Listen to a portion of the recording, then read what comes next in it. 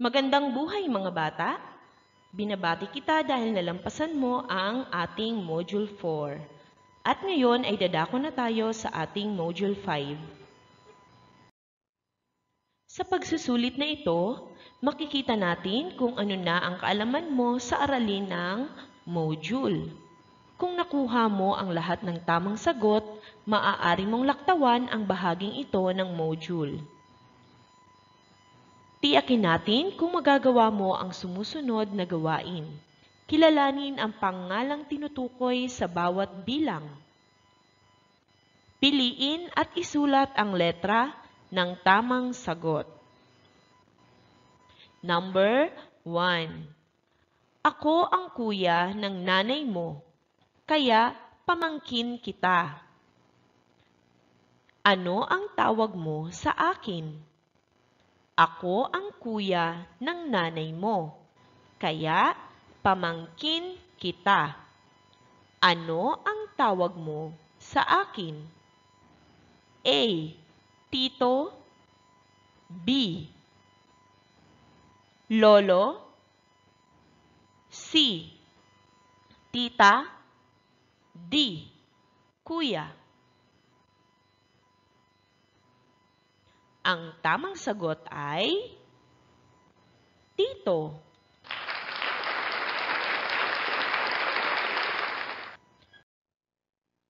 Number 2. Ako ang puting butil na kinakain mo araw-araw kasabay ng ulam. Ako ang puting butil na kinakain mo araw-araw kasabay ng ulam. A. Tinapay. B. Kanin. C. Isda. D. Matamis. Ang tamang sagot ay kanin. Number 3. Ako ang nanay ng tatay mo. Ano ang tawag mo sa akin? Ako ang nanay ng tatay mo. Ano ang tawag mo sa akin? A. Lolo. B. Lola. C. Kuya. D. Tiya. Ang tamang sagot ay Lola. Number 4. Ako ang taong nag-aalaga at gumagamot sa mga taong may sakit. Sino ako? Ako ang taong nag-aalaga at gumagamot sa mga taong may sakit. Sino ako? A. Guro. B. Pulis. C. Doktor. D. Tendera. Ang tamang sagot ay doktor. Number 5. Ako ang hayop na masipag mag-araro sa bukid. Ako ang hayop na masipag mag-araro sa bukid. A. Pusa. B. Kalabaw. C. Baka. D. Aso. Ang tamang sagot ay kalabaw.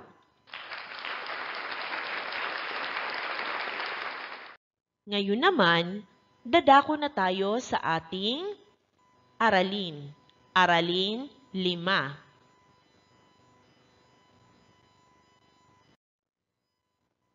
Maaari nyo bang basahin? Pakibasa nga ang salita na nakikita nyo sa inyong screen. Isa pa nga. Lakasan. Magaling. Pangarap. Ano ang pangarap mo? Okay, merong pulis. Meron namang guro. Seaman. Sundalo. Doktor. Nurse. Okay, tayo or kayo ay may kanya-kanyang pangarap. Ano ang gagawin mo upang maabot mo ang iyong pangarap? Okay, very good. Ikaw ay mag-aral ng mabuti. Kailangan nating mag-aral ng mabuti. Si teacher, bago naging guro, nag-aral muna ako, syempre. Kailangan natin mag-aral ng mabuti bago natin makakamit ang ating pangarap. So, dapat kayo, para makamit nyo ang inyong mga pangarap sa buhay, mag-aral kayo ng mabuti. Okay? Sino-sino ang mga kaibigan mo? Pare-pareho ba kayo ng pangarap? Okay, iba-iba. Ano-ano ang kanilang mga pangarap? Okay, meron ding teacher or guro, merong sundalo, merong pulis, at doktor. So may mga kaibigan din kayo na kapareho din ng inyong pangarap.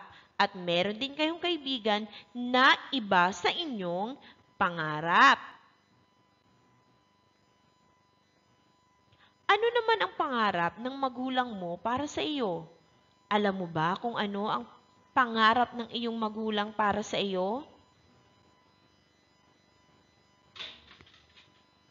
Okay, maaaring, syempre sa ngayon, ang gusto ng inyong mga magulang, kayo ay makatapos sa pag-aaral. At kayo ay magkaroon ng magandang trabaho. Okay, so ngayon, ano na ang pangarap ng inyong magulang para sa inyo? Okay, maaaring gusto ng inyong nanay magpalipad kayo ng eroplano. Yun ay piloto. Maaaring gusto ng inyong magulang kayo ay maging pulis, tagapagtanggol ng mga naaapi. Okay, maaari namang gusto ng inyong mga magulang kayo ay maging isang guro, gaya ni teacher, para turuan ang mga batang tulad nyo na magbasa at magsulat. Okay. Meron ba kayong mga kaibigan na gustong maging doktor? Magaling! Meron ba kayong mga kaibigan na gustong maging nurse? Ang galing naman! Meron ba kayong mga kaibigan na gustong maging guro? Ang galing! So, kanya-kanya tayong pangarap. Magkakaiba ang ating pangarap. Ang dapat lang natin gawin ay kung papaano natin itong maabot or abutin. So, yun ang dapat natin gawin. Kasi ito ang goal natin sa buhay. Dapat paglaki ko, ganito ako. Dapat paglaki ko, maging doktor ako. Dapat paglaki ko, maging nurse ako. Dapat paglaki ko, maging guro ako. Ang tanong, paano mo magagawa ang mga ito? Siyempre, unang-una, mag-aral ka ng mabuti. Okay? Dahil yon ang gusto ng inyong mga magulang. Ako, sa anak ko, siyempre, gusto ko mag-aral din siya ng mabuti. Dahil gusto ko din maabot ang kanyang pangarap. Okay, gaya ng inyong mga nanay. Gusto ng mga nanay at tatay nyo, mag-aral kayo ng mabuti. Okay? Ipagpatuloy natin ang ating leksyon. Makinig kayo sa babasahin ko na kwento. Ang pamagat nito ay Pulang Watawat ni Maria Hazel J. Derla. Ano daw po ang pamagat? Okay, tama. Pulang watawat. Okay. Pulang watawat. Unahan tayo. Sabay-sabay na nagtakbuhan ang magkakaibigan na sina Bobby, Ana, Mark at Marian. Mag-uunahan silang makarating at makuha ang pulang watawat na nasa dulo ng kalsada. Ginawa nilang palaruan ng hapong iyon. Si Eva ang nagbabantay ng watawat. Sige, takbo! Bilisan ninyo! Ang sigaw ni Eva sa kanyang mga kaibigan. Biglang natapilok si Ana. Sinubukan niya muling tumakbo, ngunit hindi niya makayanan ang sakit. Tuluyan siyang napaupo. Hindi na niya na makukuha ang pulang watawat. Siya pa naman ang nangunguna sa kanilang takbuhan. Napaiyak si Ana. Talo na siya. Ipinangako pa naman niya ito sa bunsong kapatid na si Celia. 8 kamay ang bumuhat kay Ana. Sama-sama nating kunin ang pulang watawat, ang sabi ng kanyang mga kaibigan. Ano ang mga pangyayari sa kwento? Alam niyo ba kung anong mga pangyayari sa kwento? Okay, sila ay nagtakbuhan. Tapos, natapilok si Ana. Okay, ano ang pangarap ng mga magkakaibigan na nabanggit doon sa kwento? Alam niyo ba? Tama. Ang gusto nila ay makuha ang pulang watawat. Nakuha ba nila ito? Nakuha ba? Opo, nakuha nila ang pulang watawat ng sabay-sabay. Kahit natapilok yung isang kaibigan, nakuha niya pa din ang pulang watawat sa tulong ng kanyang mga kaibigan. Tama ba ang ginawa ng magkakaibigan sa kwento?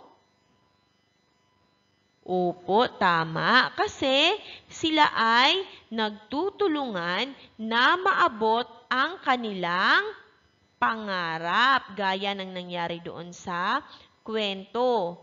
Tinulungan nila ang kanilang kaibigan dahil ito ay nadapa or natapilok. Kung ikaw si Ana, ano ang gagawin mo? Susubukan mo pa ding?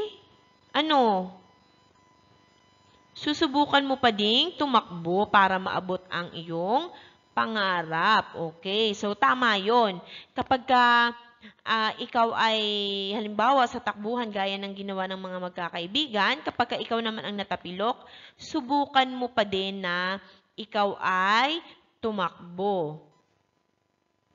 Okay, kung iaano natin siya sa tunay na buhay, kapag ikaw ay nagkaroon ng problema na maabot ang iyong pangarap, gaya sa inyong mga bata, di ba? Online class tayo ngayon.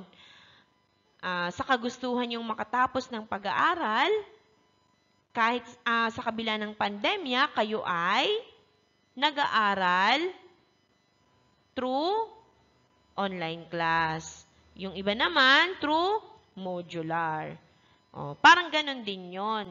Natapilok si Ana, pero sa kagustuhan niya na maabot ang pulang watawat, tumakbo pa din siya. So, parang kayo din yon. Sa kabila ng pandemya, sa kabila ng pagsubok na ating ikinakaharap ngayon, kayo ay patuloy pa din na nag-aaral para maabot ang inyong mga pangarap sa buhay. Kung ikaw ay isa doon sa mga kaibigan ni Ana, gagawin mo rin ba? Or tutulungan mo ba talaga si Ana? Very good. Kailangan mong tulungan ang iyong kaibigan para sabay-sabay niyong maaabot ang inyong mga pangarap. Ano ang dapat nating gawin upang maabot natin ang ating pangarap? Ano ang dapat niyong gawin para maabot ninyo ang inyong pangarap?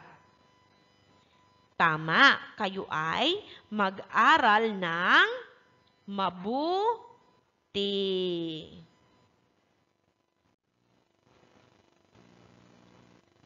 Ano ang pamagat ng kwento na ating binasa?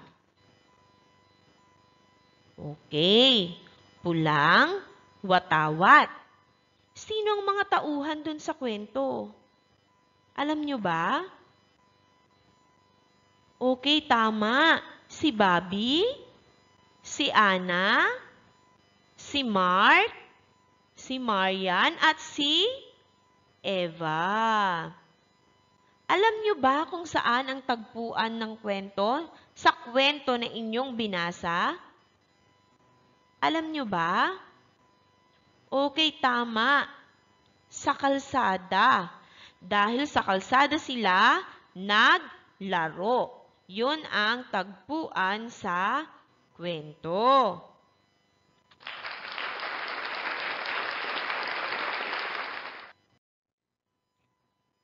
Ngayon mga bata, pagyamanin natin ang inyong mga kaalaman. Gawin natin ang mga sumusunod na gawain. Dito sa gawain 1, puna ng organizer matapos basahin ang kwentong Pulang Watawat ni Maria Hazel J. Derla. Maaari nyo na itong sagutan. Okay, una ay ang pamagat ng kwento, tauhan, tagpuan at pangyayari. Okay, so para sa mga magulang, maaari nyo pong i-pause muna ang video para magawa ng mga bata ang gawain. Bibigyan ko lamang kayo ng 5 segundo para gawin ito. Tapos na ba mga bata? Okay, titingnan natin kung tama ang inyong sagot. Ano ang pamagat ng kwento? Tama. Ito ay pulang watawat. Sino-sino ang mga tauhan sa kwento? Okay, si Bobby, si Anna, si Mark, si Marian, at si Eva. Saan naman ang tagpuan? Tama, sa kalsada. Ano-ano ang mga pangyayari ang nabanggit sa kwento?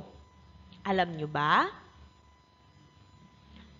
Okay, una dito ay sabay-sabay na nagtakbuhan ang magkakaibigan na sina Bobby, Anna, Mark at Marian. Ano naman ang sumunod na nangyari? Nakuha ba kaagad ang watawat? Okay, hindi. Anong sumunod na nangyari? Okay, natapilok si Anna. Tapos, anong sumunod na nangyari? Siya ay napaiyak. Sumunod ay sama-sama nilang inabot ang pulang watawat. Magaling!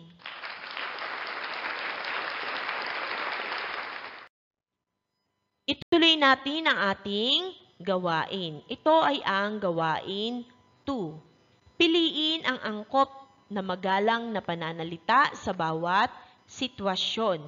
Kung ikaw ay may hawak na module, isulat mo ang titik bago ang bilang. Pero kung ikaw naman ay walang hawak na module, sabihin mo na lang ang tamang sagot. Number 1. May lakbay-aral sa paaralan.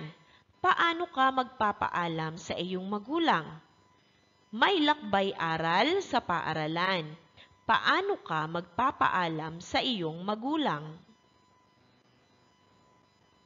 Ang tamang sagot ay letter D.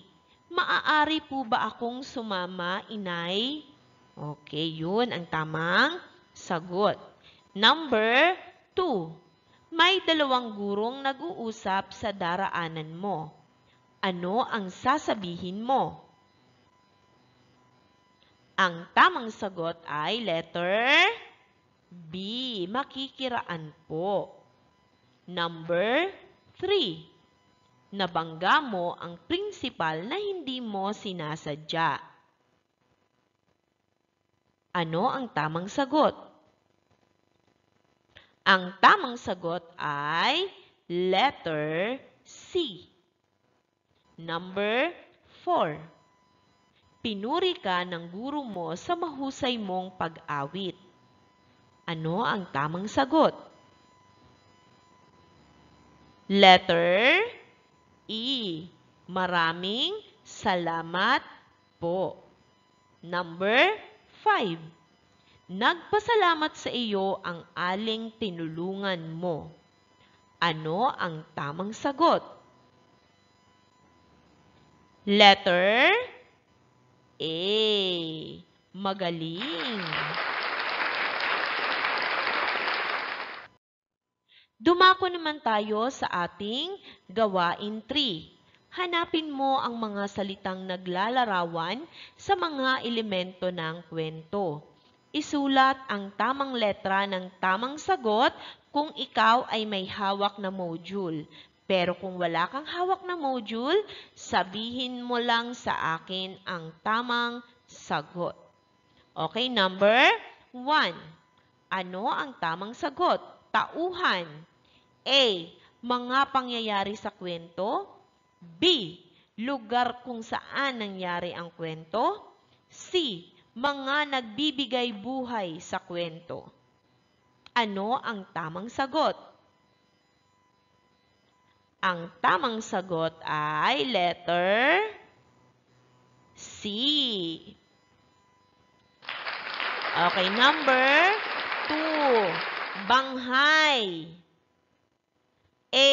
Mga pangyayari sa kwento. B. Lugar kung saan nangyari ang kwento. C. Mga nagbibigay buhay sa kwento. Ang tamang sagot ay letter A. Mga pangyayari sa kwento. Number 3, tagpuan. Okay, ang tagpuan, ito na ang sagot, letter B. Lugar kung saan nangyari ang kwento. Ang galing! Laging tandaan na meron tayong 3 elemento ng kwento. Ito ay ang tauhan, tagpuan, at banghay o pangyayari. Okay. So, sa mga tauhan, sa isang kwento ay laging may tauhan na nagbibigay buhay ng kwento. Bawat kwento ay may tauhang bida at kontrabida. Mayroon ding mga tauhan na sumusuporta sa pangunahing tauhan. Pare-pareho silang gumaganap sa isang kwento. Ang tagpuan naman sa kwento, dito makikita ang lugar kung saan nangyari ang kwento at ang panahon kung kailan ito naganap. Yun ay ang tagpuan. Ang banghay naman, ito ay mga pangyayari sa kwento na kung paano sinimulan ang kwento na may mararanasang problema o suliranin ang mga tauhan hanggang wakas sa kwento. Lagi ring tandaan na maipapakita ang pagiging magalang sa paggamit ng magagalang na pananalita sa pagbati, pakikipag-usap, paghingi ng paumanhin, pakikipag-usap sa matatanda at hindi kakilala at panghihiram ng gamit. Kaya't mahalaga sa isang tao ang pagiging magalang. Ang po at opo ay ginagamit para maipakita ang paggalang sa pakikipag-usap sa nakakatanda. Ito ang magalang na pananalita sa pagbati, pakikipag-usap. Magandang umaga po. Magandang tanghali po. Magandang hapon po. Magandang gabi po. Tuloy po kayo. Kumusta po kayo? Salamat po. Walang anuman po. Yun ang mga halimbawa ng magagalang na pananalita sa pagbati. Magalang na pananalita sa paghingi ng paumanhin naman, hindi ko po sinasadya. Pasensya na po. Okay, yun naman ang mga halimbawa ng magalang na pananalita sa paghingi ng paumanhin. Magalang na pananalita naman sa paghihiram ng gamit. Maaari o pwede ko po bang mahiram ang iyong gamit? At dapat tandaan na dapat isauli at pag-ingatan ang gamit na iyong hihiramin. Okay, kapag kayo daw ay hihiram ng gamit, dapat iingatan nyo din ang gamit na inyong hiniram at syempre, isasauli nyo ito sa inyong hiniraman. Okay po? Ngayon naman ay dumako na tayo sa ating Google Form. Sasagutan nyo na ang mga sumusunod na gawain. Good luck!